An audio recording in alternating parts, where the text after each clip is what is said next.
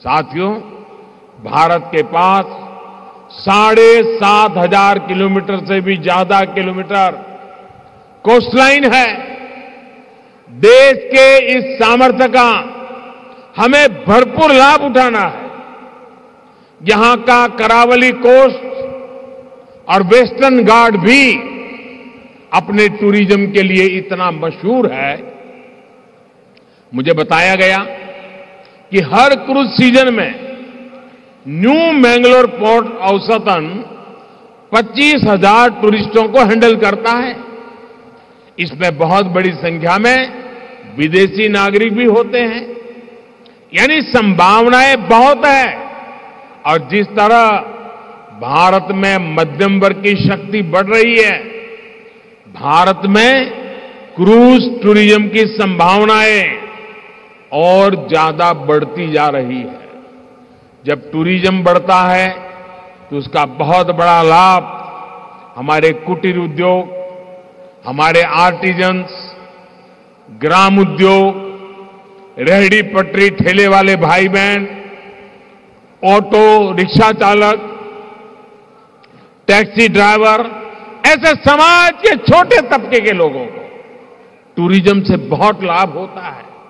मुझे खुशी है कि new Mangalore port cruise tourism बढ़ाने के लिए लगातार नई सुविधाएं जोड़ रहा है। साथियों, जब कोरोना का संकट शुरू हुआ था तो मैंने आपदा को अवसर में बदलने की बात कही थी। आज देश ने इस आपदा को अवसर में बदलकर दिखा दिया है। कुछ दिनों पहले जीडीपी के जो आंकड़े आए हैं वो दिखा रहे हैं कि भारत ने कोरोना काल में जो नीतियां बनाई, जो निर्णय लिए, वो कितने महत्वपूर्ण थे। पिछले साल इतने ग्लोबल डिसरप्शन के बावजूद भारत ने $670 बिलियन यानी 50 लाख करोड़ रुपए का टोटल एक्सपोर्ट किया। हर चुनौती से पार पाते हुए भारत ने $418 बिलियन यानी 31 लाख करोड़ रुपए के मर्चेंडाइज एक्सपोर्ट का नया रिकॉर्ड बनाया। आज देश के ग्रोथ इंजन से जुड़ा हर सेक्टर पूरी क्षमता से चल पड़ा है। सर्विस सेक्टर भी तेजी से ग्रोथ की तरफ बढ़ रहा है। पीएलआई स्कीम का असर मैन्युफैक्चरिंग सेक्टर पर दिखने लगा है।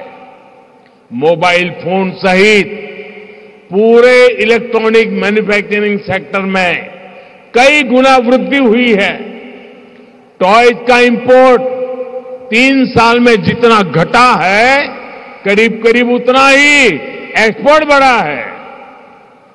इन सभी का लाभ सीधे सीधे देश के उन कोस्टल एरिया को भी हो रहा है जो भारतीय सामान को एक्सपोर्ट के लिए अपने संसाधन मुहैया कराते हैं, जहां मैंगलोर जैसे बड़े पोर्ट है। साथियों, सरकार के प्रयासों से देश में बीते वर्षों में कोस्टल ट्रैफिक में भी वृद्धि देखी गई है। देश के अलग अलग पोर्ट्स पर सुविधा और संसाधन बढ़ने की वजह से कोस्टल मूवमेंट अब और ज्यादा आसान हुआ है। सरकार की कोशिश है कि पोर्ट कनेक्टिविटी और बेहतर हो, इसमें और तेजी आए। इसलिए पीएम गति शक्ति नेशनल मास्टर प्लान के तहत रेलवे और रोड के 250 से ज्यादा प्रोजेक्ट की पहचान की गई है जो सीमलेस पोर्ट कनेक्टिविटी में मदद करेंगे। भाई और बहनों, अपनी वीरता और व्यापार के लिए प्रसिद्ध यह तटीय क्षेत्र विलक्षण प्रतिभाओं से भरा हुआ है। भारत के कई उद्यमी लोग यहीं के रहने वाले हैं। भारत के कई खूबसूरत द्वीप और पहाड़ियां कर्नाटका में ही है। भारत के कई मशहूर मंदिर और तीर्थ क्षेत्र यहीं पर है। आज जब देश आजादी का अमृत महोत्सव मना रहा है तो मैं रानी अब्बक्का और रानी चैन भैरा देवी उनको भी याद करना चाहूंगा। भारत की धरती को, भारत के कारोबार को गुलामी से बचाने के लिए उनका संघर्ष अभूतपूर्व था।